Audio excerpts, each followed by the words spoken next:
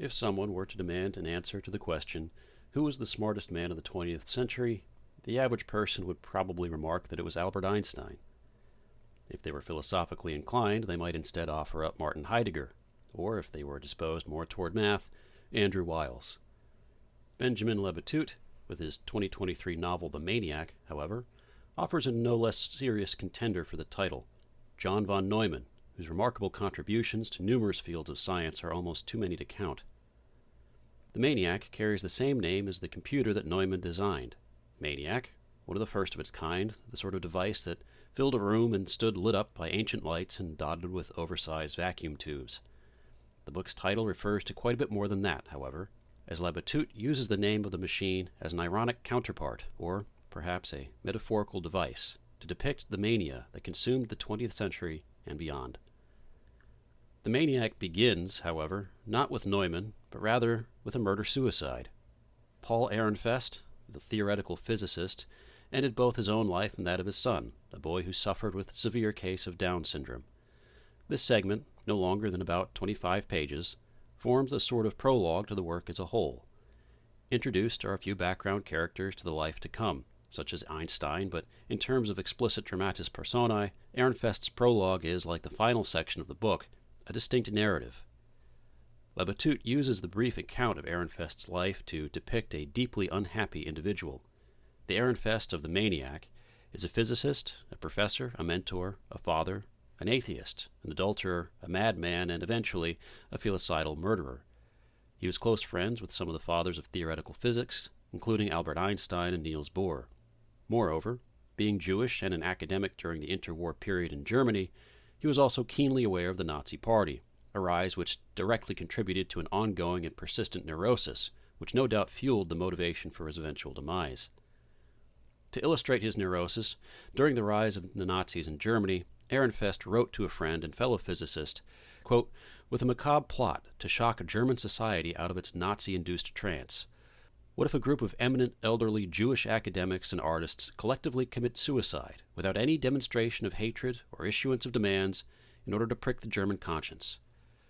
Ehrenfest's suicidal ideation was not limited to delusional aspirations of absurd self-importance.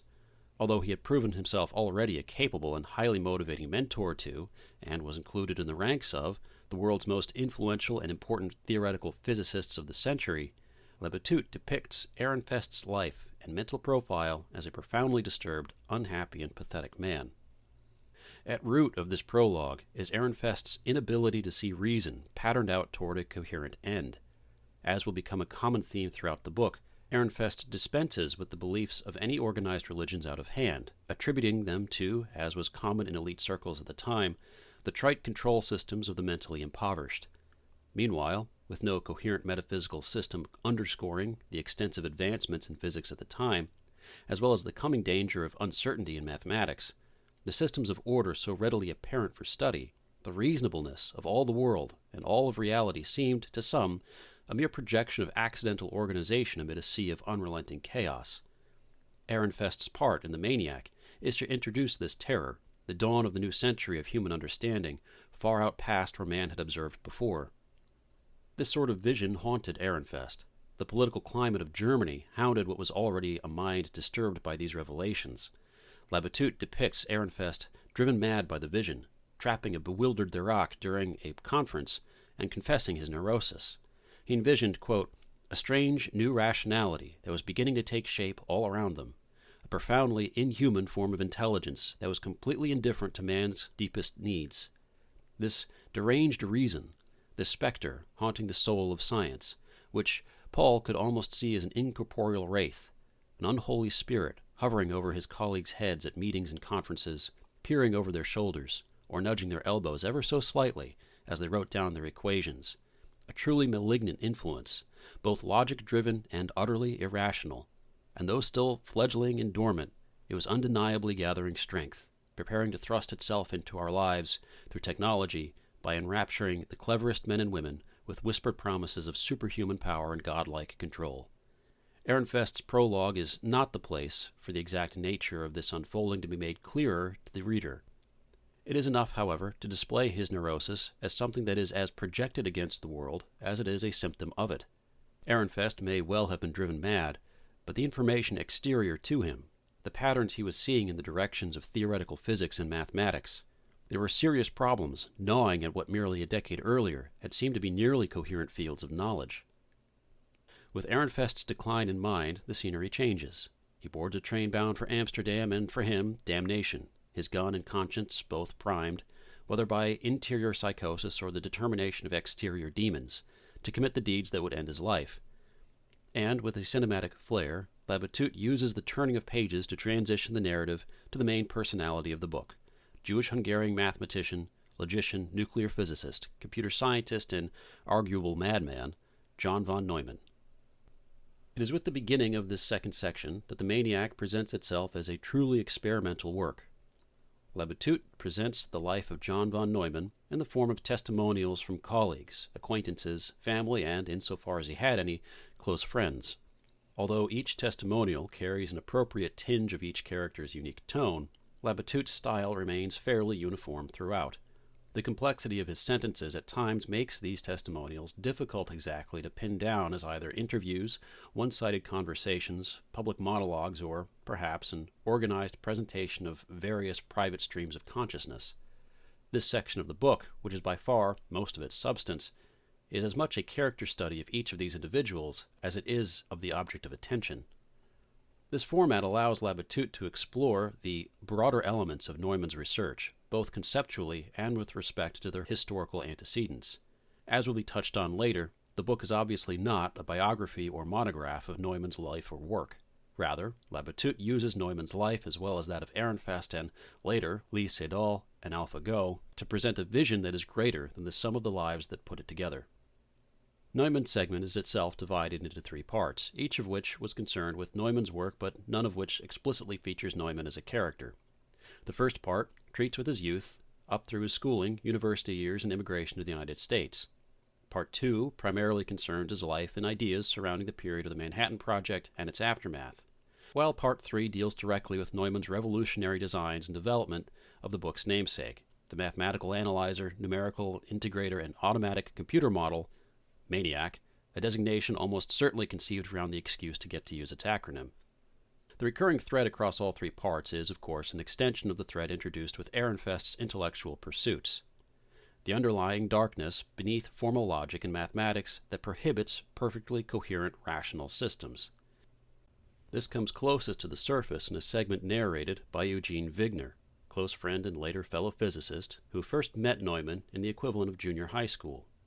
Using Wigner, Labatut describes Neumann's near obsession with mathematics all throughout university, his attention drawn particularly to David Hilbert's effort to rectify the inconsistencies and paradoxes at the foundation of mathematics. Known as Hilbert's program, the first quarter of 20th century academic mathematics focused intensely on this issue until, finally, the young Kurt Gödel proved the task was impossible. But Gödel was not without his eccentricities. As he aged, he grew more paranoid and his behavior worsened. Labatut draws a correlation between the mysterious reality he discovered about mathematics and his gradual lurch toward insanity. Quote, "If it was the nature of his work that made him unstable, or if you actually had to be unstable to think the way that Gödel did, I believe there is truth in both views. The few times I spoke to him, I could sense how logic and logical thinking were inextricably bound to his mounting derangement, because in some sense paranoia is logic run amok. Every chaos is a wrong appearance," wrote Gödel. He was of the firm belief that there was a reason for everything. If you think that way, it's a small step to begin to see hidden machinations and agents operating to manipulate the most common everyday occurrences. But it was not just a psychological imbalance that undid him. He was also affected by the ideas that he brought into the world, ideas from which we have yet to recover, truths that cannot be proven, contradictions that cannot be avoided. These self-referential nightmares of logic preyed on him as powerful demons that, once called down upon us, could never be truly banished. Demons that also gnawed away at my dear friend Janos. For the religious, such sentiments express a hole in creation left by the fall, a sense of brokenness fundamental to reality that eludes direct observation.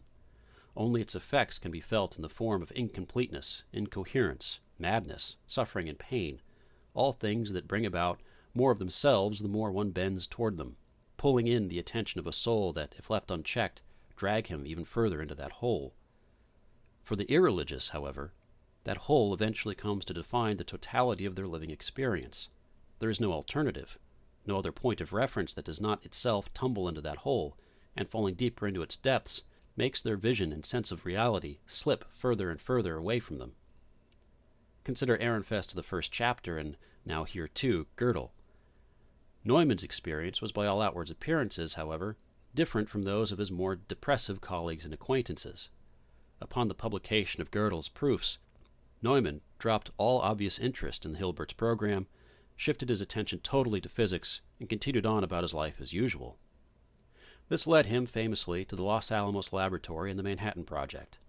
While Neumann was not directly responsible for the development of the atomic bomb, he was intimately involved in its creation, and, more importantly, where many of the scientists involved in the project resigned afterward, Neumann remained amiably contracted with the government and avidly worked on the development of thermonuclear weaponry and the delivery systems, hydrogen bombs that easily yielded blast potentials that were orders of magnitude larger than what first turned the American Southwest to glass in 1945.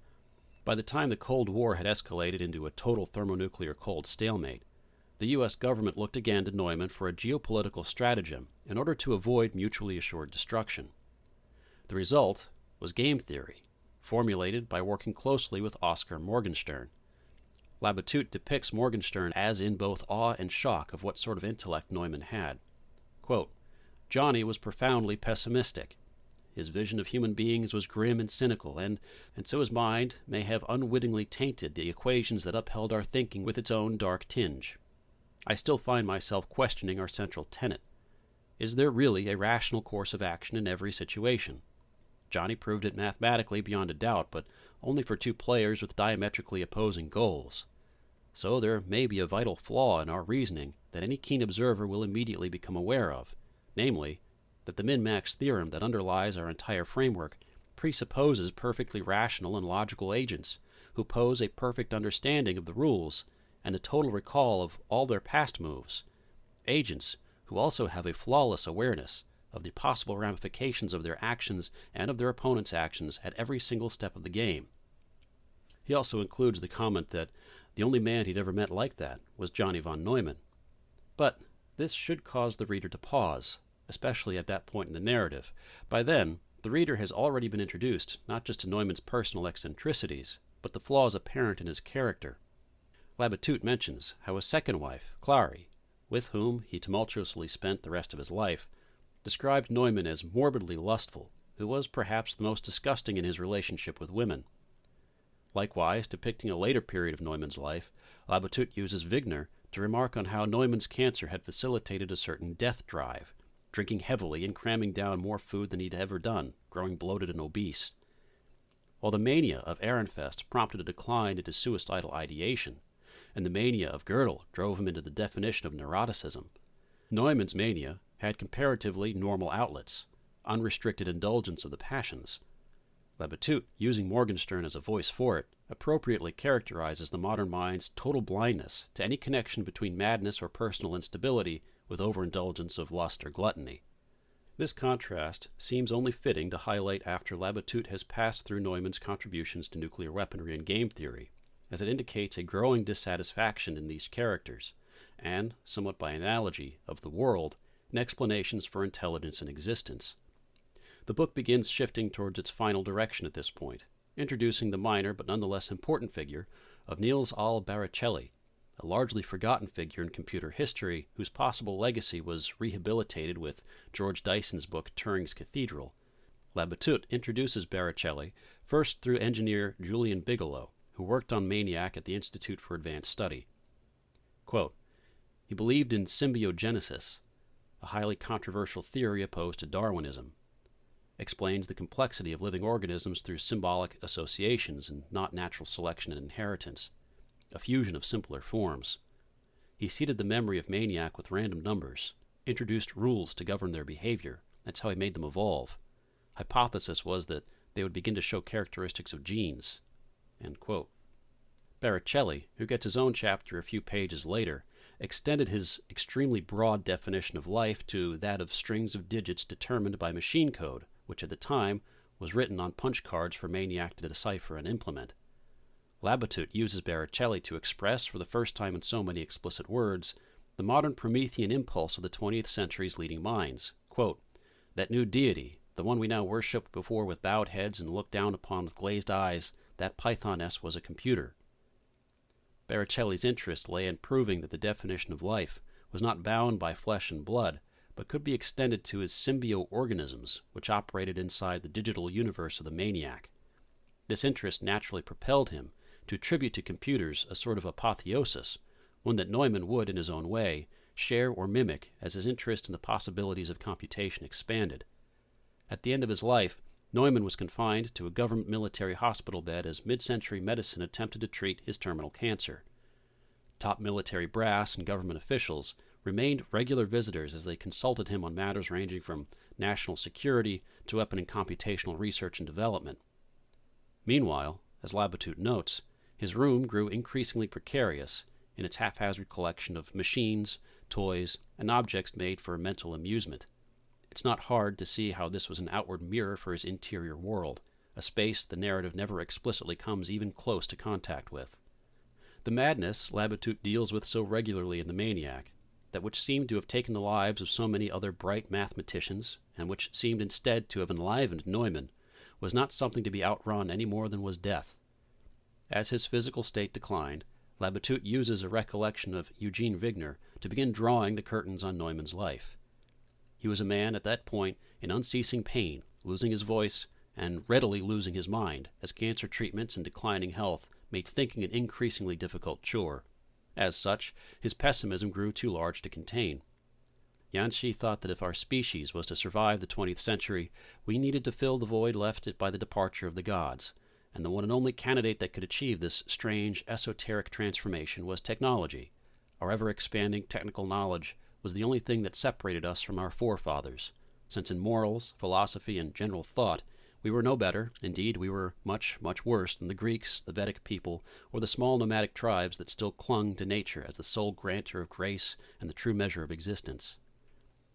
Like Baricelli, he saw the opportunity for technology to fill the God-shaped gap left carved into his heart that until then he had found distractions from.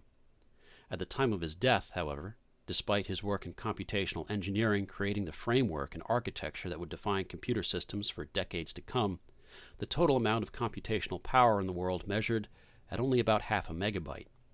To consider Neumann prescient with regard to the computer would be an understatement, and Labatut reveals the end of his life to be as mysterious as the interior workings of his mind. The final part of the MANIAC takes place principally in Seoul, Korea, and its primary figures are Lee Sedol, the world-renowned master of Go, and the computer program AlphaGo. Rather than an epilogue, the last section, entitled The Delusions of Artificial Intelligence, serves as the capstone to the structure of questions, ruminations, and narrative that Labatut thus far had constructed. This section of the novel is considerably shorter than the loose biography of Neumann, but unlike the segment on Ehrenfest, which was about the length of a novelette or a long short story, this clocks in at roughly the length of a novella.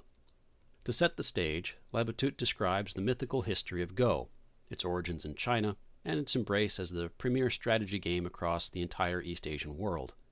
He traces the biography of Lee Sedol, his upbringing, his confidence and arrogance, and his general strategic approach to the game.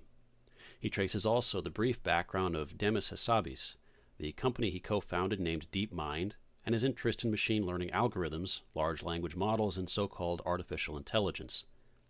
For some background on the significance of the game played between Sedol and DeepMind's eventual product AlphaGo, Labatut also supplies some important but relatively well-known background on the histories of computers facing off against real people, the most famous example of which being chess champion Garry Kasparov's 1997 loss to IBM's Deep Blue.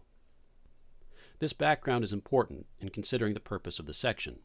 Go, as Labatut makes clear, is not a game at all similar to chess, despite both making use of a square grid. In chess, players control pieces and work at removing those pieces from the board, until at last one specific piece, the king, is both challenged and rendered unable to move. Some pieces are more valuable than others, and writing an algorithm that weights pieces and judges movements based on protecting, sacrificing, and capturing pieces based on these weights is not in this day and age a particularly sophisticated ordeal. Nor, given the method by which Deep Blue operated in 1997, is using raw computational power to project movement or decision trees out in response to every move played by a human player. Go, however, is nearly opposite to this in almost every conceivable way.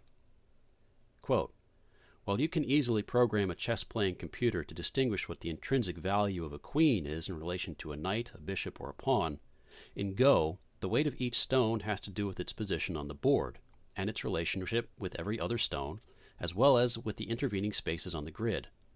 Telling a good move from a bad one is highly subjective. Professionals feel out positions. They use their intuition and instinct to decide where to place the next stone." As Labatut explains here, one cannot simply use a program, such as Deep Blue, to brute force a win out of a game of Go against a master using a computational power alone. There are orders of magnitude more variables in play than the movement of bishops or pawns, and there is no easy calculatory means by which an algorithm can readily prioritize pieces, positions, or even developments on the board. For these reasons, Go was for decades considered to be a living tradition that stood as proof of artificial intelligence's limited capacity. Neither any programmer nor systems engineer could crack how to make a program replicate, simulate, or otherwise play the kind of strategies that could best even a moderately competent Go enthusiast, much less a master. By 2016, however, Lee Sedol, prodigy of Go from his early childhood, one of the youngest men in history to reach the 9th Dan Grandmaster rank, squared off against DeepMind's AlphaGo in a traditional 5-game tournament-styled match, and he lost 4 matches out of 5. 2 instances of the match are of particular note. The first is move 37 of Game 2. AlphaGo beat Lee in the first game, humbling the man rather quickly after a lengthy but intense match. In the second game, however, Lee adjusted his strategy and early on seemed poised to enter the mid-game with a firm upper hand. Instead, as he left for a smoke break, AlphaGo played, quote, "one of the most uncanny moves played by anyone in centuries," which observer Van Hooy, the European Goa champion who had been squarely beaten by AlphaGo already, later recalled as not a human move. This move confounded Lee, apparently, and was the first move that he believed was AlphaGo's secret plan. The whole situation on the board reversed in an instant, and this was proven over the course of the rest of the game as Lee gradually but definitively lost. Quoting Lee's interview after the match, Labatut writes, "I thought AlphaGo was based on probability calculation and it was merely a machine. But when I saw this move, it changed my mind. Surely AlphaGo is creative. This move made me think about Go in a new light. What does creativity mean in Go? It was not just a good or a great or powerful move, it was meaningful." AlphaGo won this and the following match, bringing the score 3-0 out of 5. Lee could have conceded the tournament there, but he continued on despite no chance of victory over the whole thing.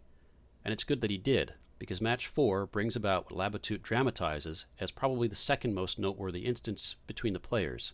Match 4 is move 78. By Match 4, Lee was deeply perturbed. His moves were uncharacteristically slow and his game unnaturally cautious, having been effectively humiliated by the machine not just once, but 3 consecutive times. Then, after spending nearly all of what was left of his allotted time considering a single move, Sedol played a cutting stone that commentators said no other human would think to have made.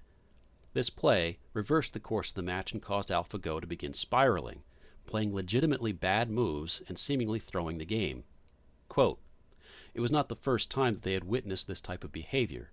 Every now and then, in a very specific board configuration, AlphaGo went mad, suddenly losing all sense of position and value, to the point where it would think that it was alive in areas in which it was clearly dead, as if it had become blind, unable to distinguish itself from other, black from white, friend from foe, life from death. They watched as Aja Huang tried not to betray his feelings before the cameras, although they knew that he understood just how far AlphaGo had fallen and how deranged its systems had become. I knew after move 78, after like 10 or 20 moves, that AlphaGo somehow became crazy, but I didn't realize why," he would later recall. This sealed the 4th game in Sedol's favor, but it was the only match that he would win. AlphaGo spiraled for the remaining 100-some moves before conceding.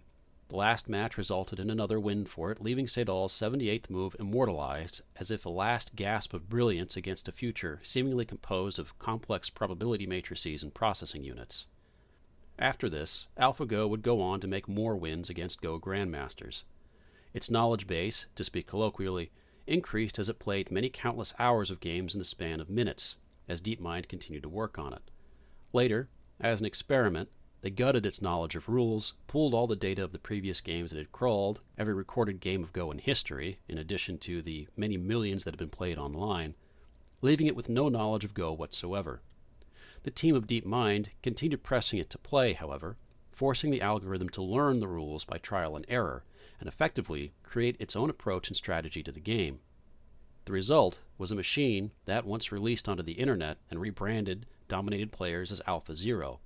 Within less than 2 years of AlphaGo versus Lee Sedol, this revamped model dominated not just Go, but shogi and chess as well. It is, in effect, unbeatable by human players. The MANIAC, if summarized as succinctly as possible, tracks the development of the motives behind the creation of artificial general intelligence, a goal that as yet remains unfulfilled and, depending on how strictly one defines it, will forever remain so. Although the general public shares some vague interest in AI, only recently has it become a reality for common existence past the fantasies of action films and futuristic crime dramas. The advances in computational power and algorithmic complexity have made machines that even the average man finds impossible to totally ignore, being that they're sophisticated enough now for employers to believe, erroneously, that they can supplant certain kinds of jobs. Labatut does not track, however, the development of AI itself. For the purposes of the MANIAC, the story lays behind the motive for its search. Why were a certain subset of highly intelligent people interested in creating machines that imitated life? Why were they so willing to, put it bluntly, reduce human existence to some observable set of physical states that can be imitated by vacuum tubes, transistors, and now microprocessors? It was not simply out of a drive to reproduce. Many of these intellectuals had children, even if they weren't exactly the best of parents. It was something far different. Labatut's depiction of Neumann presents a community of highly intelligent people who had exhausted themselves with atheism's most fundamental question of existence. Why is there something rather than nothing? And, more relevantly, why is there something capable of recognizing this mystery in the first place? It's not just a question of why order exists in a universe so apparently founded on chaos.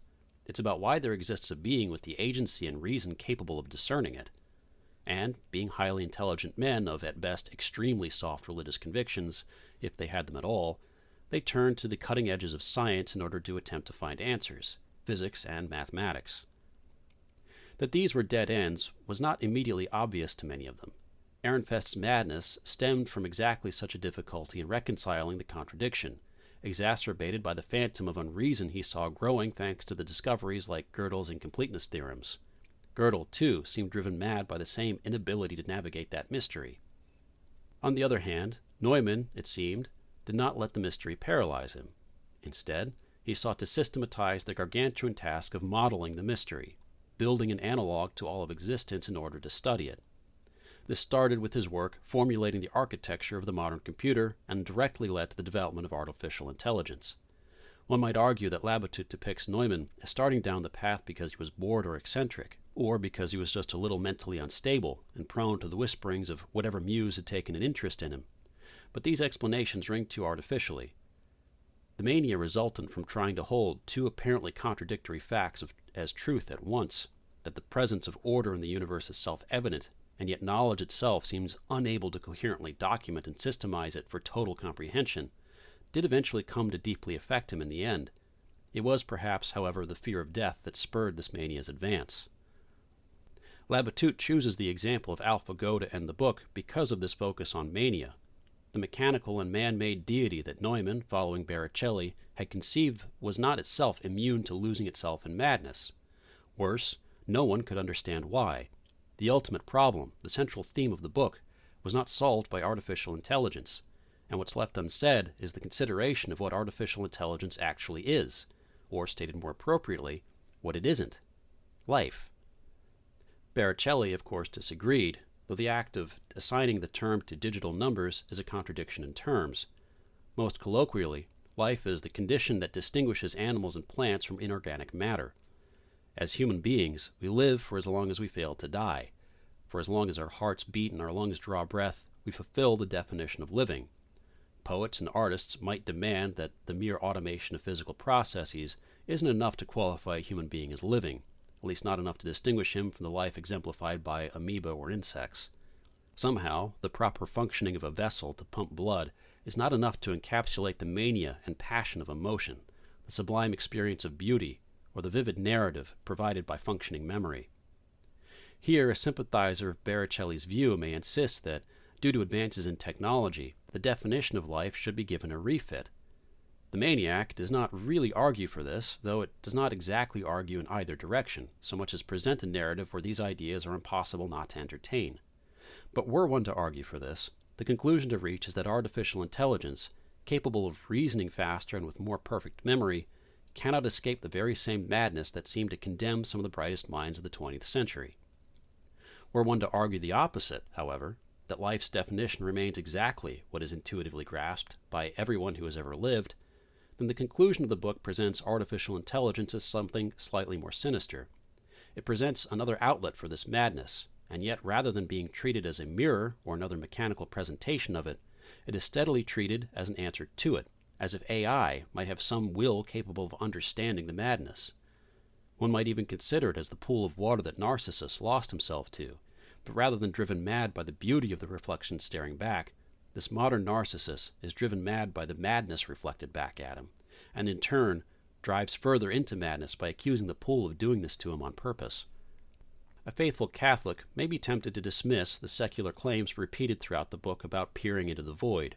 So, too, do several characters attempt to trivialize God and the innate meaning to be found knit into the world since its creation. The characters who profess these views, however, are particle physicists, nuclear engineers, unreligious Jews and atheists, fallen-away Protestants, converso Catholics. They are men whose intellects are dominated either by abstract mathematics or the physical actions of neutrons. They're women who had subjected themselves to the madness of men who had dismissed out of hand any moral frameworks that could temper the passions of their gluttony or concupiscence. They're the secular geniuses who felt, not really perceived, that the world had not gone mad, but was already mad, had perhaps been made mad, and all indications of substance at the foundations of knowledge and reality were just shadows flickering against the wall of Plato's cave. Labatut could, conceivably, have included a testimony by a man of faith, but given the scope of his project and the times in which it was considered, one wonders who he might have come up with. The priest who visited Neumann on his deathbed, perhaps. One of the members of the Los Alamos who dared carry the faith. These ask questions outside the context of the book, but it does seem a little weaker without them being asked. For this reason, it seems that the MANIAC stresses the mania without an interest in finding a resolution to it, as all pursuits of resolution in the secularized fields of engineering, theory, and pure math lead instead to a further settlement of that mania into deeper recesses of the man's soul. That seems only to be intentional. Based on the content of the book, its summary, and to some extent this review, one might field the question, why didn't Labatut write a work of nonfiction? The characters of the MANIAC were and are real people. They are not based on real figures. He uses their real names and describes the real events that happened to them. What is fictionalized is only the fact that he rarely quotes directly from particular letters, speeches, interviews, or diaries of these people, presenting instead stylized monologues that seek seamlessly into narrative prose. The testimonies of Neumann's acquaintances, for instance, come across at once as the words given to an unseen interviewer almost as much as they do at other times as conversational remarks given only to another in great confidence. What the MANIAC displays is a great adeptness at distinguishing the difference between fiction and nonfiction, and in particular, that fiction's opposite is not fact per se, any more than nonfiction's opposite is lie.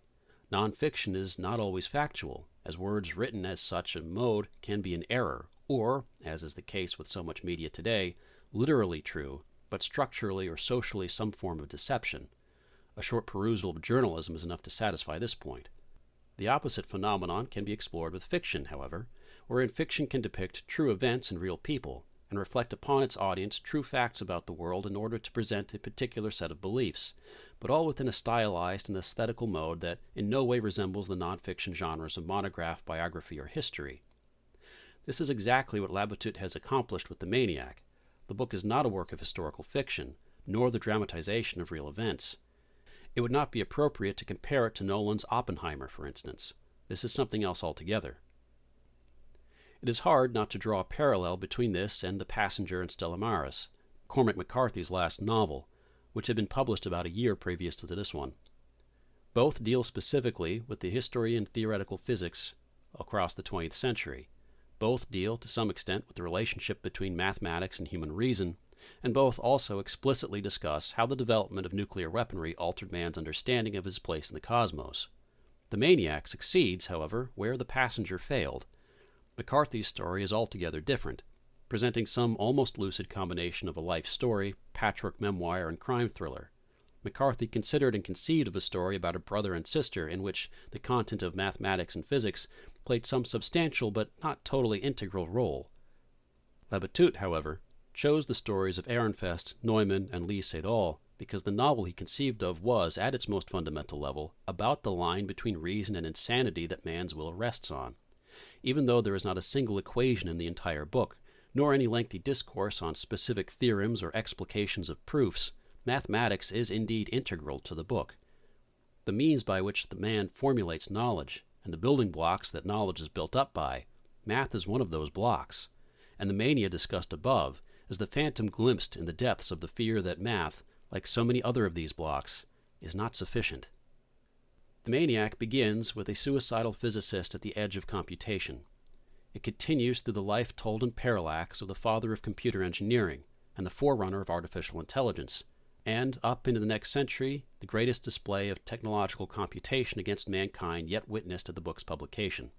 It is part short story and part drama, part series of stylized testimonies. It reads closer to the parts kit of an unassembled model than it does to a conventional narrative. It is fiction, and yet it depicts real events. Its subject is reason, and yet it is entitled The Maniac. Thank you for listening.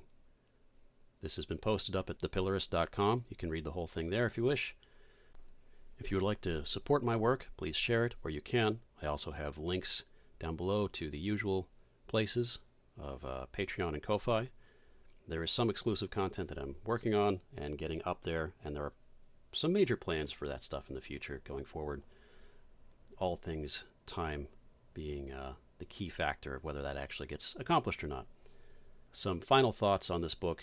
Great book, really good, very impressive.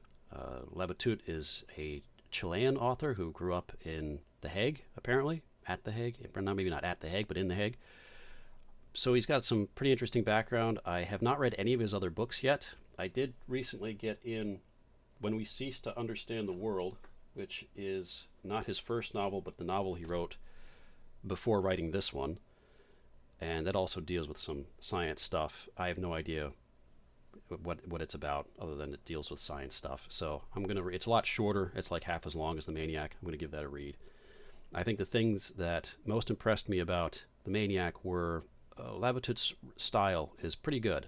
I like it anyway.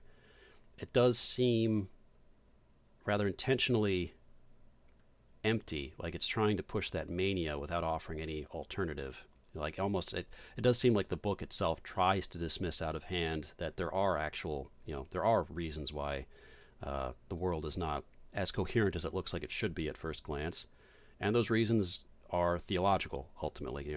But again, it is still also realistic that he's dealing with characters who aren't thinking that way in the first place.